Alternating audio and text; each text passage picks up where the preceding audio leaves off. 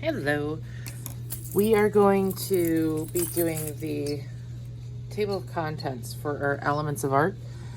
So there are 7 aspects of those building blocks of art: line, shape, form, color, texture, space, and value. So shape and form go together. Shape is the 2-dimensional object, cut out of paper, circles, triangles, squares, rectangles, ovals, or ellipses, trapezoids, semicircles, diamonds, which is actually a rhombus. Those are all geometric shapes that are man-made. Organic shapes, which we'll talk about when we get to shape and form, are basically like an object from nature. So a moon shape that's not quite circular, blobs, freeforms, leaves, fruit shapes, hearts, all of those are organic shapes. If you had a blob of slime on the table, or whipped cream, or a cloud, all of those are organic forms. An actual shape of fruit, a flower, that kind of thing. All of those are organic shapes and forms. So when you go to forms, that is the 3-dimensional side. So cylinders, rectangles. A cylinder is just a rectangle that is circular on the ends. Spheres, pyramids, cubes, elliptical, ovoids, the bowl form, which would be the half circle or semicircle, angled forms, and then crystalline forms. So all of those are, shapes and forms. When you are coloring this in, you're going to use colored pencil. You're going to color in the whole thing, or I'm actually going to cut these out and put them on my backing page here. You're going to have a backing page either way, whether you are just cutting it out and gluing it down. You're supposed to fill the space. I'm going to show you what I'm going to do in a second. If you don't finish it in one period, make sure you write your name on it so it doesn't get lost. Technically, you could do a backing page and then lay this on top just like this and make sure all of your edges are covered. I am actually going to cut it apart. So I'm going to cut around my blobs here so that it will be easier to just cut a strip down. So after shape and form is color. Lines are just different types of lines. Lines have different qualities. Textures, how things feel. Space, how you make depth when we are doing artwork. And value, which is your level of light and dark. Shading, essentially.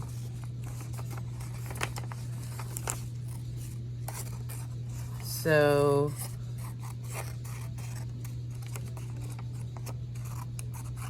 I could do that. It makes it look more interesting. I'm going to cut these apart though.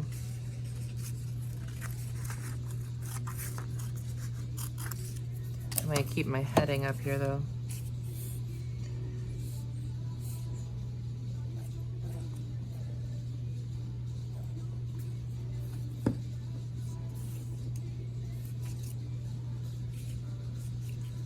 Elements of art. You can hole punch this first so that you know exactly where your holes are going to be, but I'm saying they're going to be here, here, and here, so I'm just going to avoid those areas. So line is my first element. Oops, I don't want to cut the top of that. I'm just gonna trim it. So line.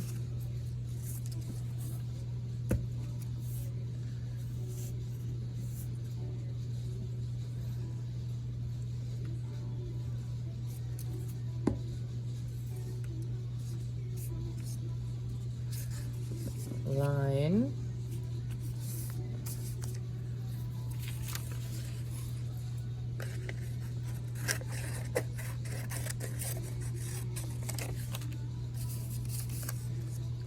Shape and form.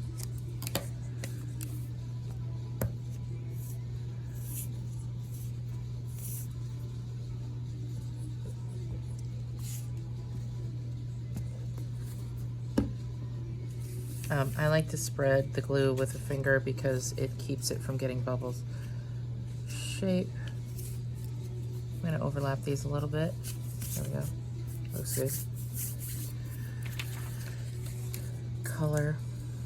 So before you glue this down,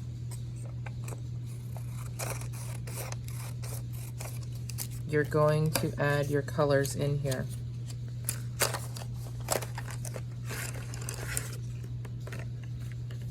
So where it says Y, you're going to put yellow.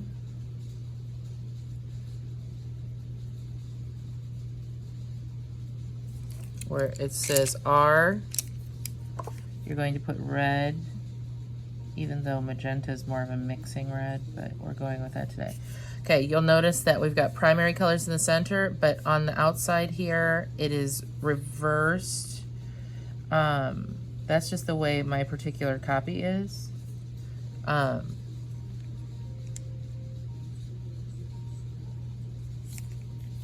I'm going to use my turquoise blue for the blue. I'm putting it over here.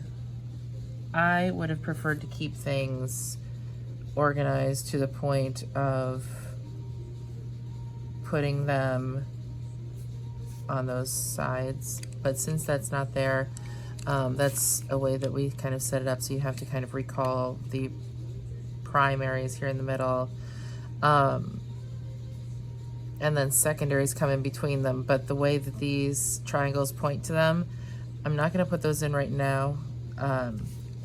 Here's what I want you to keep in mind. There are actually 3 yellows on the color wheel, 3 blues on the color wheel, and 3 reds on the color wheel.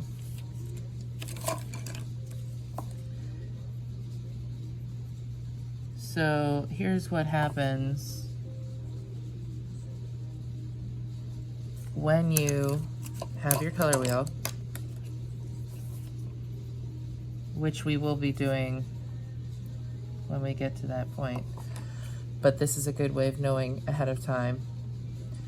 There are 3 yellows, 3 reds, 3 blues. And then in between those are what happen when you mix the 2 together. So for example, when you mix yellow and blue together, you get green. I am going to use this green colored pencil, and I'm going to then bring green over into this space because that is known as yellow-green. So when those are 2 mixed together, they make yellow-green. This one is blue-green, which is kind of a teal color. And if you find that you color too much and there's not much difference, you just go over it with your other color. So blue-green. Then over here, between red and blue, is where violet, when you mix the primary colors of red or magenta, if you're being serious about it, you're going to get a blue-violet. When you mix red and blue, you're going to get violet, and then as you get closer to red, it will be red-violet. As you get closer to blue, it will be blue-violet, which, if you remember Roy G. Biv, red, orange, yellow, green, blue, that I for indigo between blue and violet is actually blue-violet. We don't really talk about indigo on the color wheel because indigo is technically a color of light. It's a wavelength of light that's different than the violet and the red. It's blue-violet, but indigo is that color in the color spectrum that we usually don't talk about when it comes to the color wheel. We say blue violet rather than indigo. Okay, and then between red and yellow, you've got orange, and then the one that's close to yellow is yellow orange. So that 3 yellows is yellow orange, yellow, and yellow green.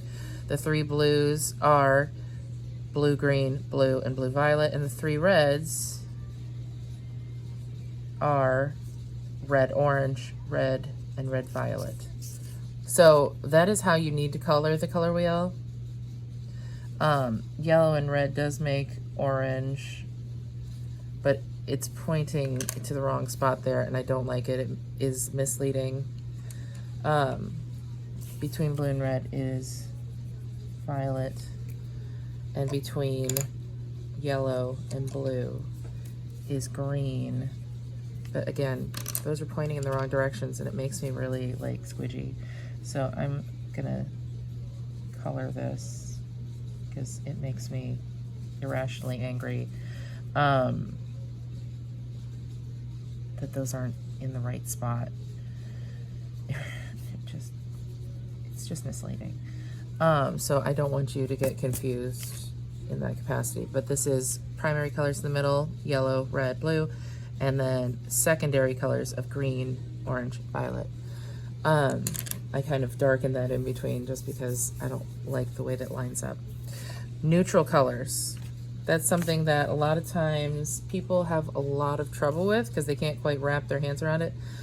Neutrals are the, black and whites, which a tint is a color plus white, and shade is color plus black. In the value wheel, or the value scale, black, like a charcoal, slightly lighter gray, slightly lighter gray, slightly lighter gray, lightest gray.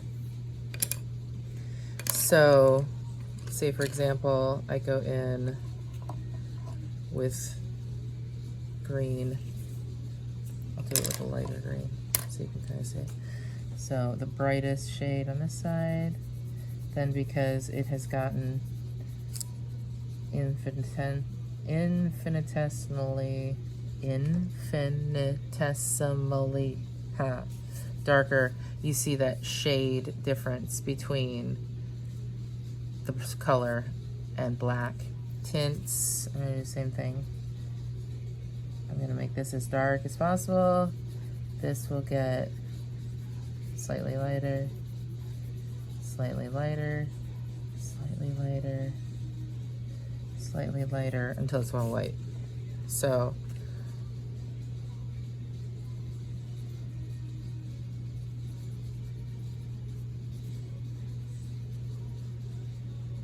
trying to make sure you can kind of see a difference.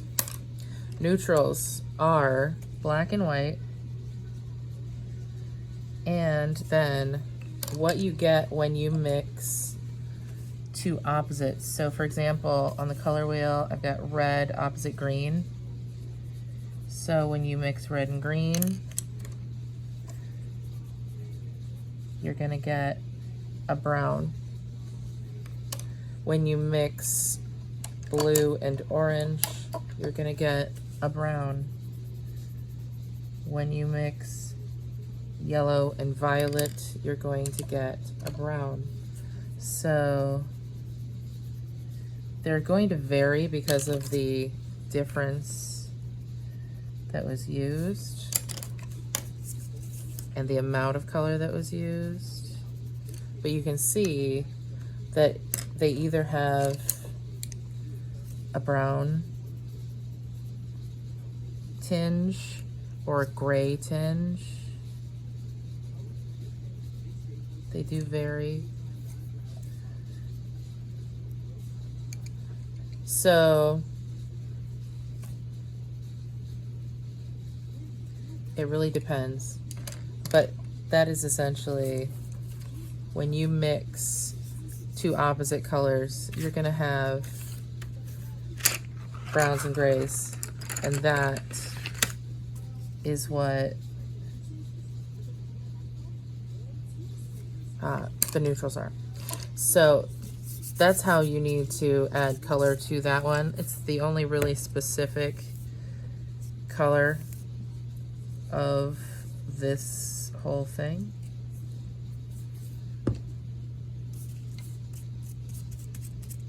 So keep that in mind.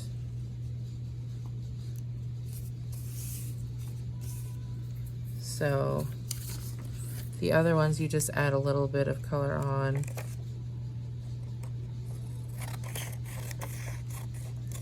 And then add a little bit.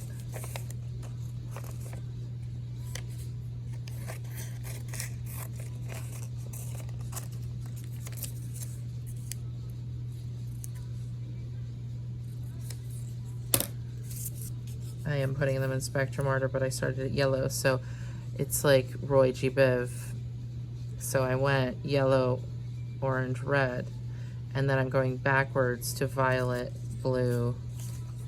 Technically this is indigo. Blue, violet. This is the mixing blue, primary blue. And then to remember your elements of art is this anagram, which is 4 little tame cats sit very still.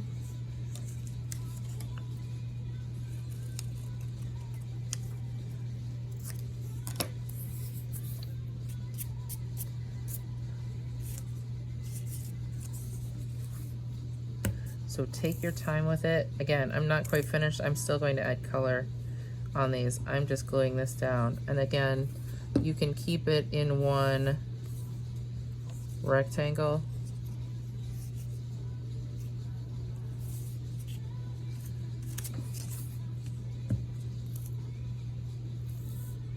Take your time, and then this is going to go into your binder.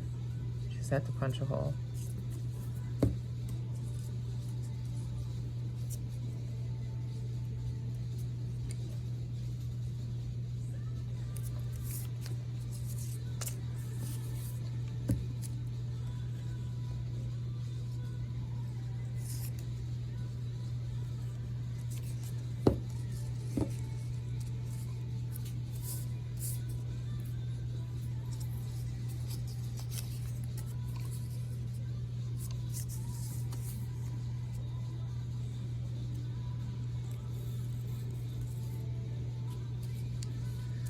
So you are using colored pencils to color in. My little ringmaster here, holding back the cats.